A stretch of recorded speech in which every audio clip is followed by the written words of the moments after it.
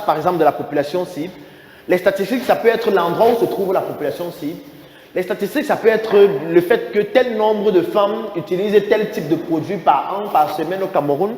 Les statistiques, ça peut être sur le plan financier. Il faut qu'il y ait des statistiques dans ce que vous dites. Si par exemple, tu présentes ton projet, où tu es en train de parler des enfants, par exemple, qui n'ont pas accès aux livres, ou par exemple, qui ont des difficultés en classe et tout, il faut donner des statistiques. C'est combien d'enfants environ par an au Cameroun?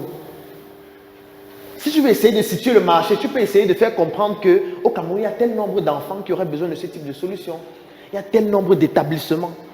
Il y a tel nombre de parents d'enfants. Il y a tel nombre d'enfants qui utilisent les téléphones à l'école d'après l'étude qui a été menée telle année par telle structure de machin. Pour anticiper sur les questions qu'on va poser. Parce qu'après, quelqu'un va te dire, est-ce que les gens ont les téléphones dans les villages? Est-ce que machin? Parce que tu as anticipé avec la statistique que tu as donnée. Au Cameroun, il y a 3 100 000 personnes qui se connectent tous les jours sur Facebook pendant au moins 20 minutes. Et sur ces 3 100 000 personnes, la tranche de 15 à 18 ans, c'est pratiquement 26%. Ce qui représente, tu donnes les statistiques. Ce qui permet d'évaluer le marché, ce qui permet d'évaluer déjà ce qu'on peut gagner par an. Ce qui permet de voir déjà si on investit ceci, voilà ce qu'on pourra gagner. Les statistiques, c'est vital. On ne parle pas sans statistiques, surtout lorsqu'il s'agit d'un projet.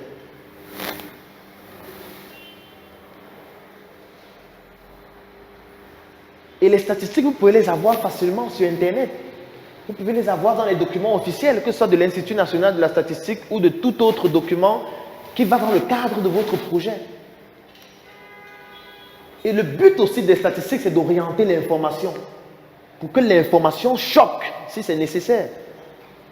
Pour que l'information touche aux émotions. Les résultats du probatoire viennent de sortir. Le taux de réussite au probatoire était de 30% environ. C'est une catastrophe. Vous pouvez prendre ces statistiques-là et la transformer jusqu'à générer les émotions. Pour que les gens se rendent compte que grâce à votre solution, ça va faire augmenter le taux de réussite. En faisant ceci, ceci et ceci. Ou cela et cela.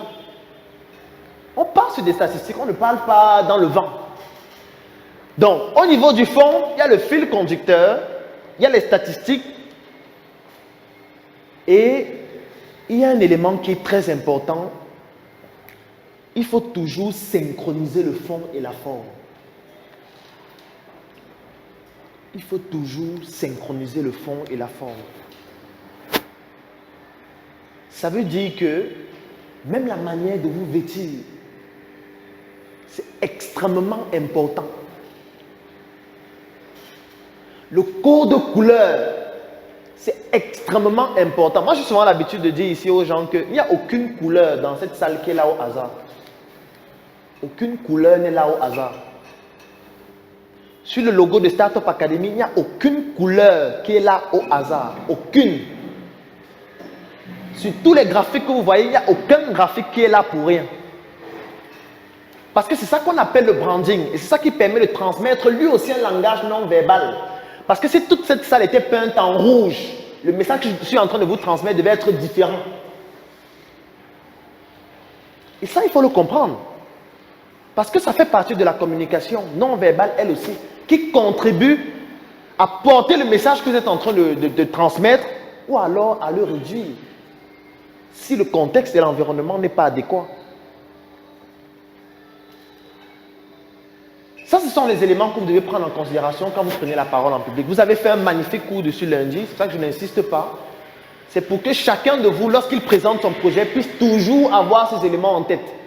Au niveau de la forme, on a parlé des mots, on a parlé de l'intonation, on a parlé du body language, le langage non verbal, on a parlé du storytelling, qui est un élément indispensable sans lequel vous ne pourriez pas suffisamment générer des émotions pour que l'auditoire puisse comprendre avec pertinence ce que vous êtes en train de faire et ce que vous êtes en train de dire. Au niveau du fond, on a parlé du fil conducteur, comme le